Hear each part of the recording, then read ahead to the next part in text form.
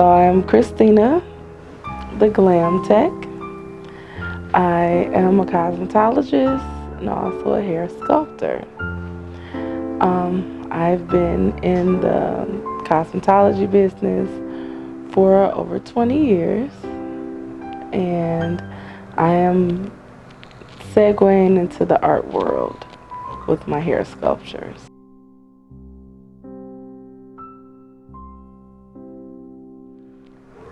I've always been a lover of art, and I started participating in fantasy hair competitions, is what they were called. And so it was where you build and make things out of hair, make art out of hair, and then you showcase it at the show.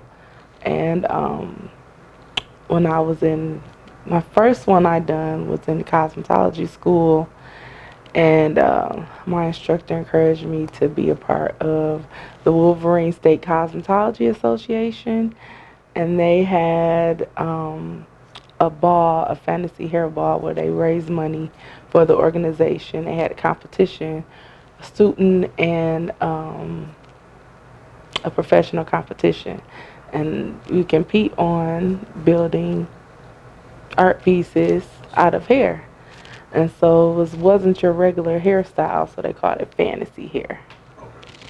So that's where it began, and then leaving 2006, I began participating in the hair wars and traveling with the hair wars with David Humphreys. When I came out, it was the time where French rolls and sculptured ponytails and waves and all of that. So I was good with dealing with a lot of hair. So they would always give me the clients that had a whole bunch of hair to work with, the hard ones. Everybody would run, and they would put them in my chair. So I built a strong skill set because of that. Would those hairstyles generally take a lot longer, or?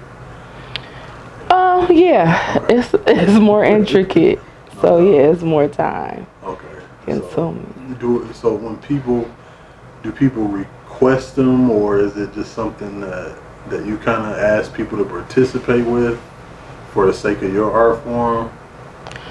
No, at this point, even then,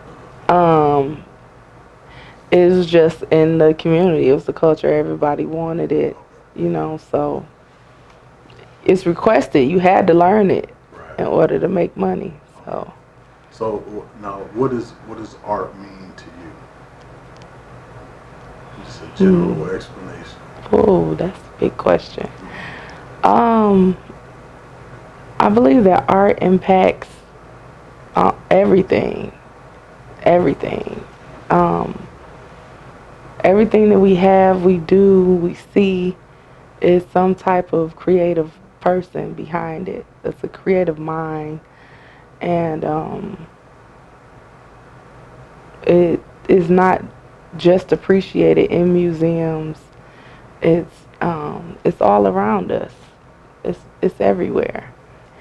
You're gonna get from it what you brought to it, is what I believe.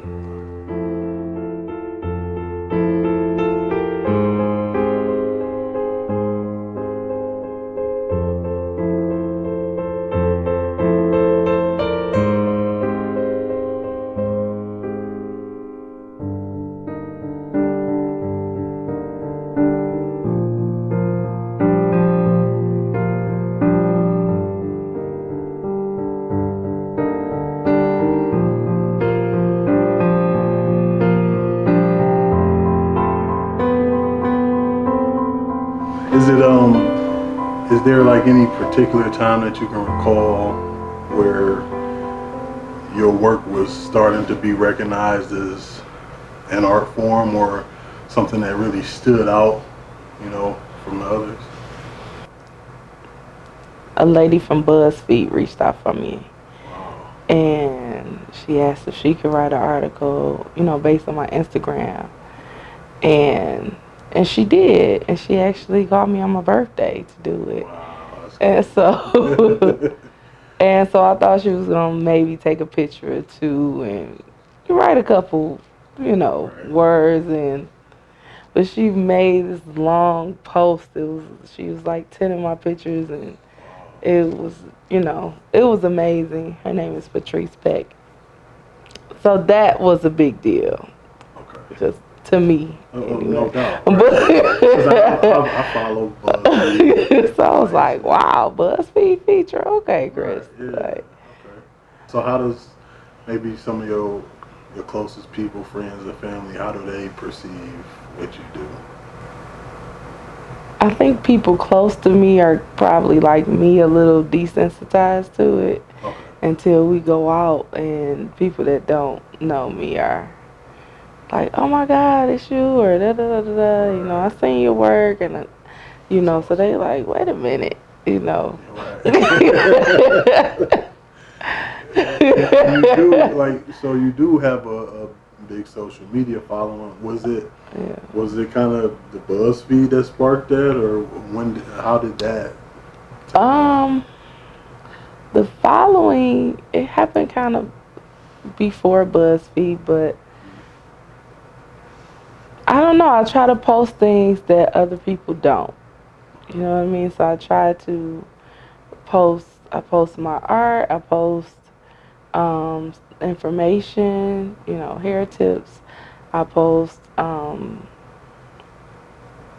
I do a lot of prom season. I do a lot of prom girls. Right. So I'm at a lot of different events. I try to participate in a lot of different industry things and social media contests and that nature. So Yeah. that's kind of where the following comes from. I see. Um, can you talk about maybe some times where it doesn't turn out the way we see it? Like, maybe I'm sure it can be. Okay, we said time consuming. Maybe hands cramping. Maybe it just doesn't turn out the way you envisioned. I competed against in a fantasy hair competition at Bronner Brothers in 2013. And so I came down. My mentor, Kevin Carter, he was competing in the big battle royale. So we all went down as a group to Atlanta. I brought my model. I had all my everything. I was supposed to make this big spaceship that spanned around and it lit up, and Wow. it was going to Right. be amazing. Of course. No doubt. And I got it, and it was too heavy and the motor wouldn't spin it, and I was just so defeated. And I was like, oh my God, I'm not gonna embarrass myself or my mentor. Like, Right. forget it. I just wasted all this time and money. And he's like, no, you're gonna do it. Exactly. Get it together. So I went to sleep, and I woke up early in the morning and just pushed through, Okay. and it didn't spin, Okay. but Yeah. nobody knew they was supposed to spin. There you go. They don't know. So I I still ended up winning. Okay. Oh wow. Okay. Yes. Okay. Awesome. Even though I was gonna quit Right. the night before. Ooh. See, you don't know what's in store for you. So that is my don't give up story, because I was really like, no, I can't do it. Did you have to give like a speech at the end or something? No, no, no, Because I would have told no. people I was supposed to spin. No, you gracefully take your trophy There you and go. And bow out, right? and bow graciously. Yes, yes.